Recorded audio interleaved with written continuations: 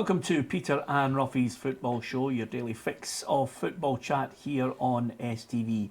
The main talking points on tonight's programme: Ross County will play Hibernian in the Scottish League Cup final after defeating Celtic at Hampden yesterday.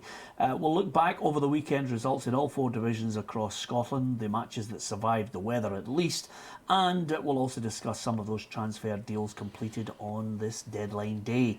Alan Ruff is alongside me, Peter Martin. I'm delighted to say our bootroom guest is the midfielder for Ross County, Ian McShane, part of that winning side against Celtic yesterday. And I think we have to open up with congratulations to you guys. It was a victory, well deserved in the end. Did you have a feeling that Celtic were there for the taking, Ian, before the game? We were all confident in our own ability and stuff, and when we seen their team coming in, we thought we fancied our chances, and there's a confidence within the group, and it comes from the manager and all the staff, so we believed that we could do it, and we proved that yesterday. Yeah. Was there any, I mean, I read this morning that maybe there was an added incentive because everybody's talking about, Hibs playing Celtic in the final. I think a lot of people wrote us off, but we didn't really need any more encouragement, but that gave us maybe a wee extra boost to get the job done, and we managed to do it. Yeah, Ruffy, we were there at Hampden yesterday. I had a look at the team sheet and mentioned to you, as soon as I saw Celtic's side, Ross County never have a better chance of beating them, and so it proved to be. Yeah, on paper, it did look a solid side. Obviously, Scott Brown being out, a big leader for them. I thought it was the biggest thing. I didn't think there was anybody on the park who were organising at all. A figurehead that everybody was looking up to. They seemed to be all over the place.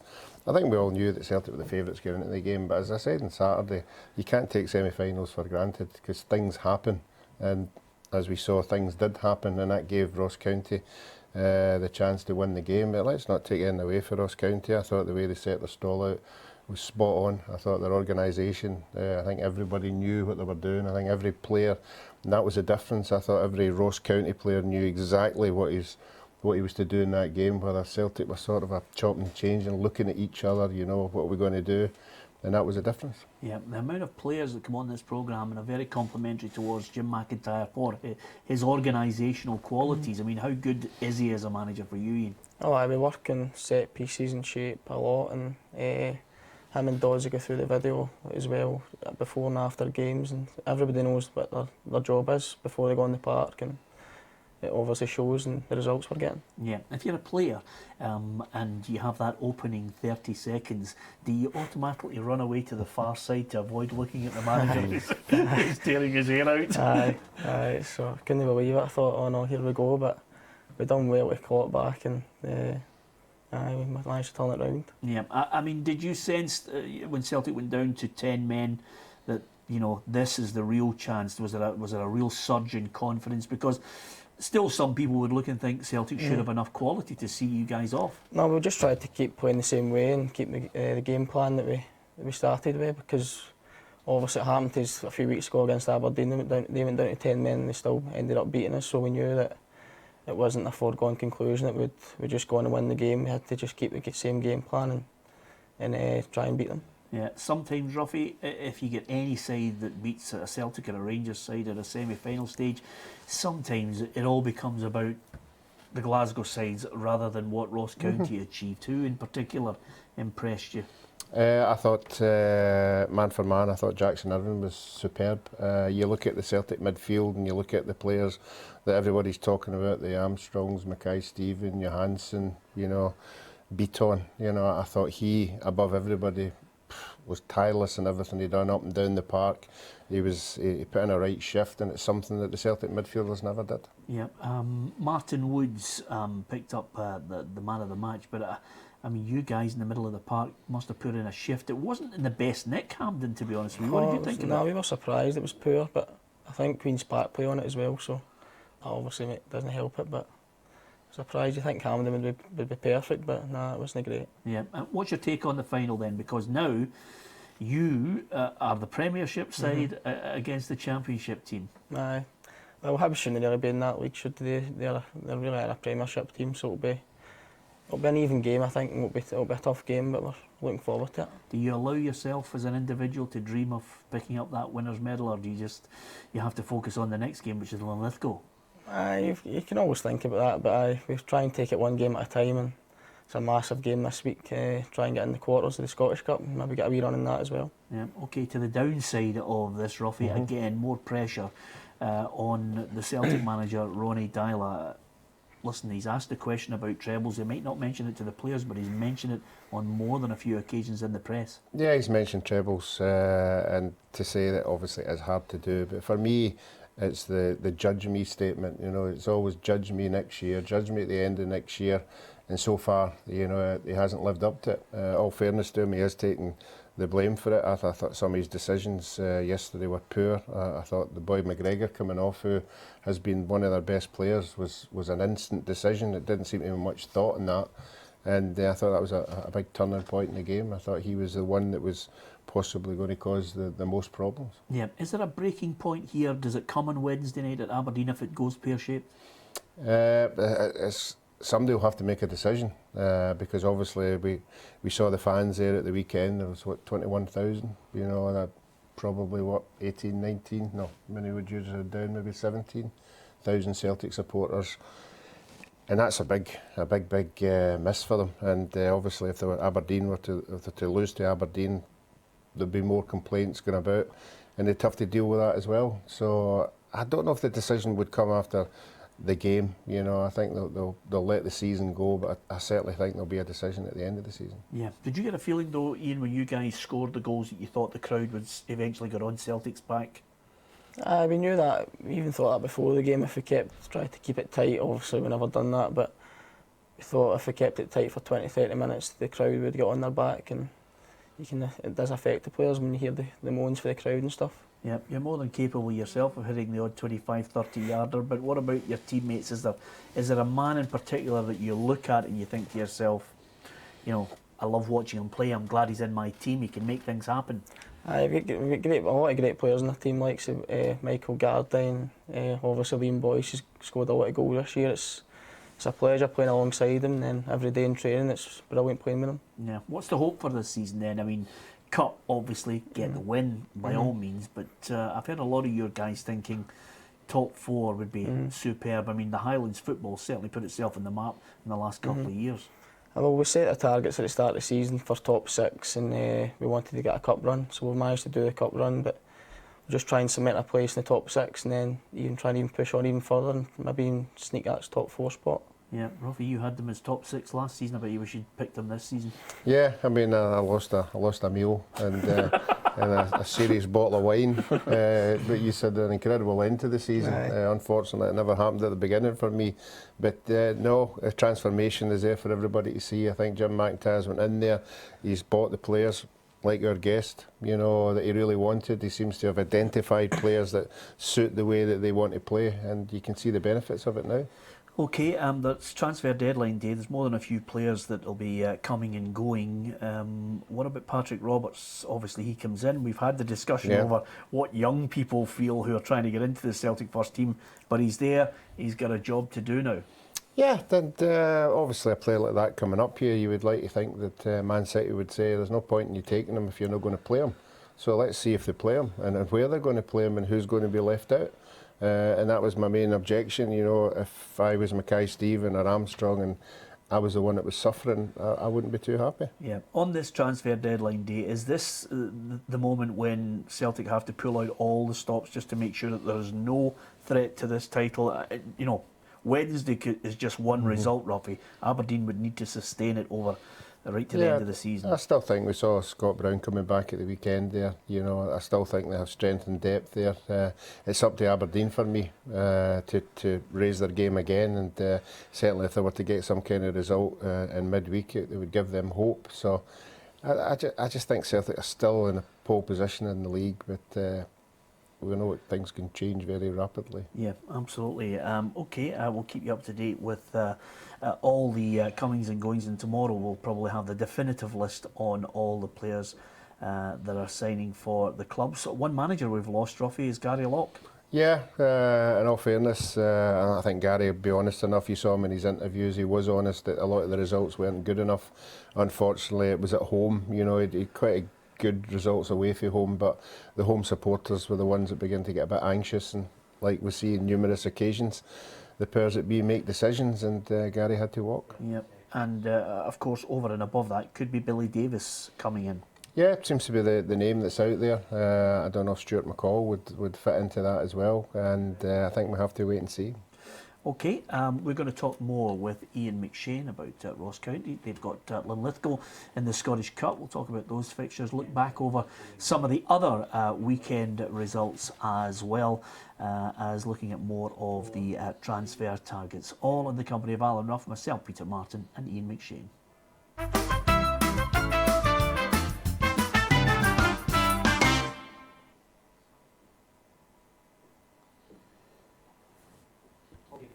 Yeah, part one. Don't.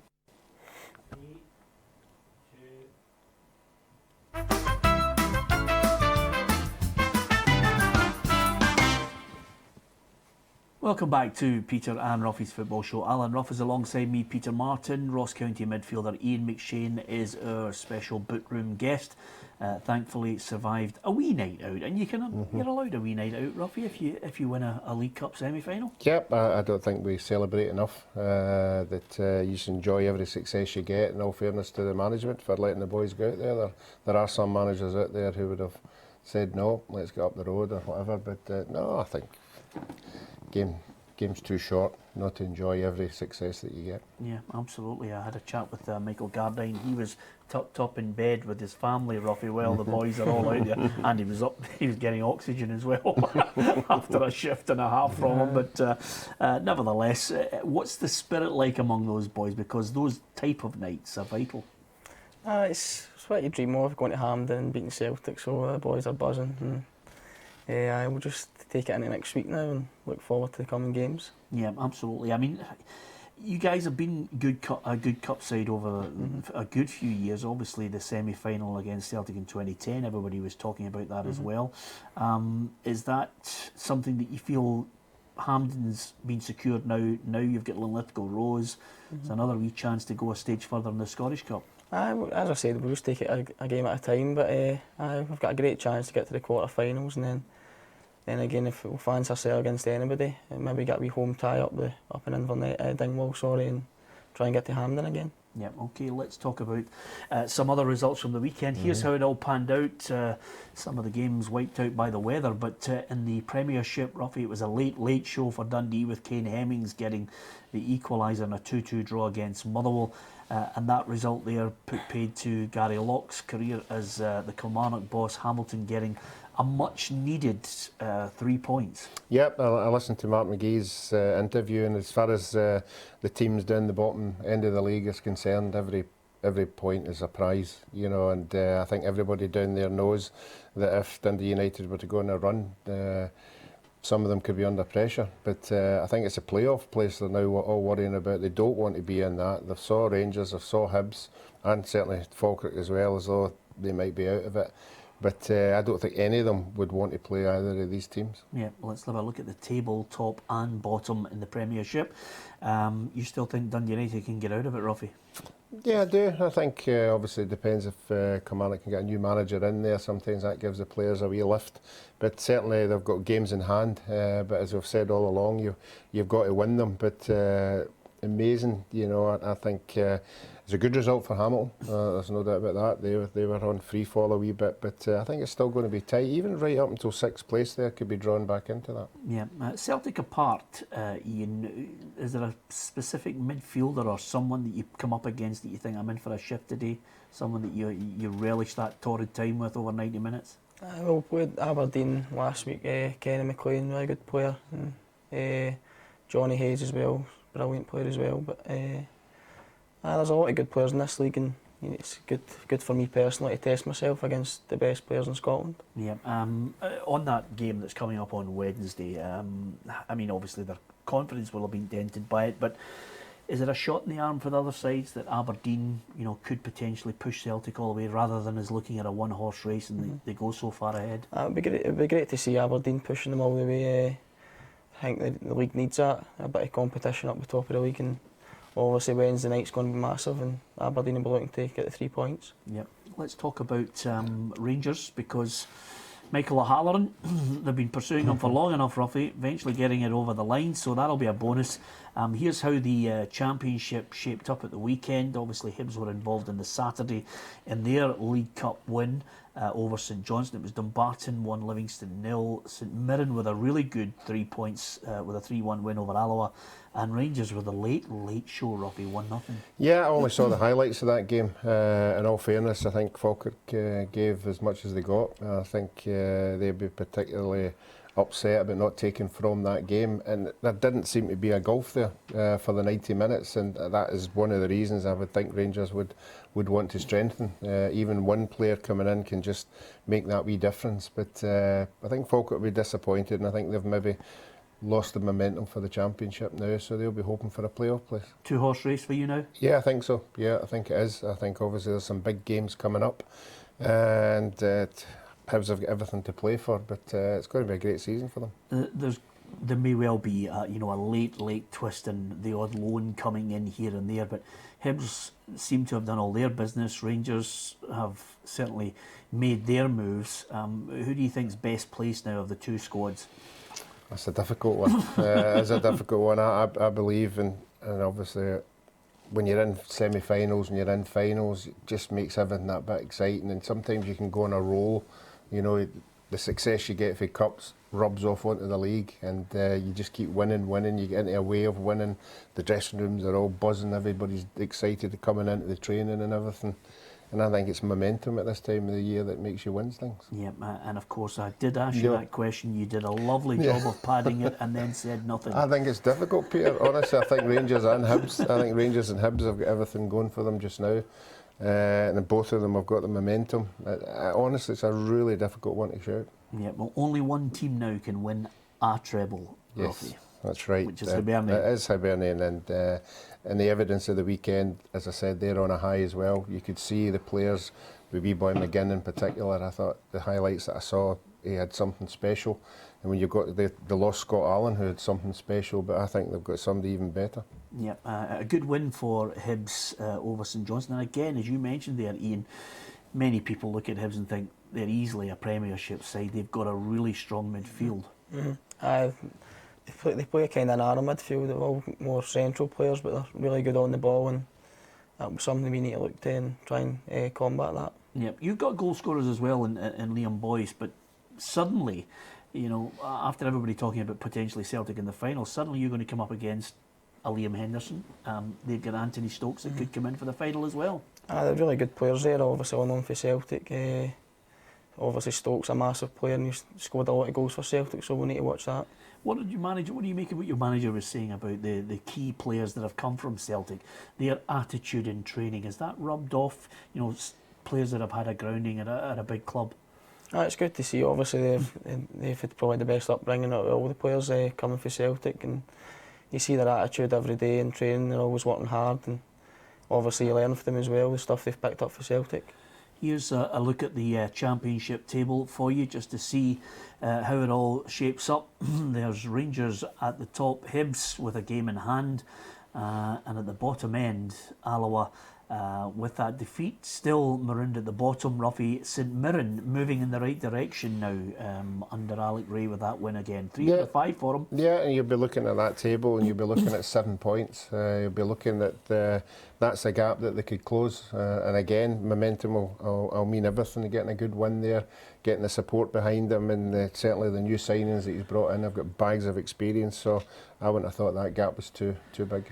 Okay, let's get your predictions on a few things. Just out of curiosity, are you a fan of the transfer window? Because I read Johan Cruyff today saying it would be better if there was no transfers and teams had to rely on their football academies. Well, that's exactly the point I was making at the weekend with the boy from Man City. You know, if your manager's telling you that when you sign, you know you're going to get a chance, they're going to give you a run. And if you've come through the academy and then all of a sudden somebody comes up for some other club who's not even going to be there in the 18th month, it just sends a wee bit the wrong message for me. Yep. Have you got good young players in there at Ross County that might break through in the next couple of years, Ian? The young boys have been doing well recently. They got to the semis of the Youth Cup there, so we might see a few of them bring it into the first team soon. Aye. Yeah. Would you like to see a bigger league? I mean, you mentioned there you think Hibs are a Premiership side. Would you like to see 16 teams? I think it needs freshened up because you're playing every day 4 times a season. It's a bit repetitive at times. It'd be good to maybe see 16 teams in the league. Aye. Okay, just before we finish, Ruffy, the worst kept secret ever. Manuel Pellegrini will leave Manchester City on the 30th of June and Pep Guardiola will take over.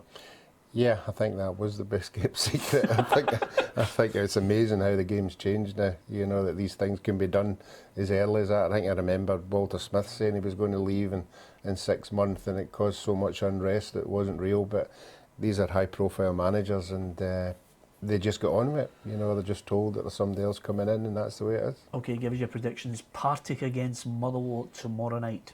Partick thistle for me. Ian? Draw. A draw. Shrewd as you like, they're out to avoid controversy. Morton against Hibs, Ruffy? I think Morton will give them a hard game, but I think, as I said, I think Hibs have got the players now to win that one. Hibs for me as well. And Wraith against Rangers? I think Rangers will win that. Rangers. Yep, okay, you two in complete agreement with each other. It isn't always that way, certainly on the evidence of Saturday anyway. Ruffy's seems to have calmed down from the madness of Saturday. Thanks to Ian McShane, we wish you the very best in the League Cup final. From Ruffy and myself, good night.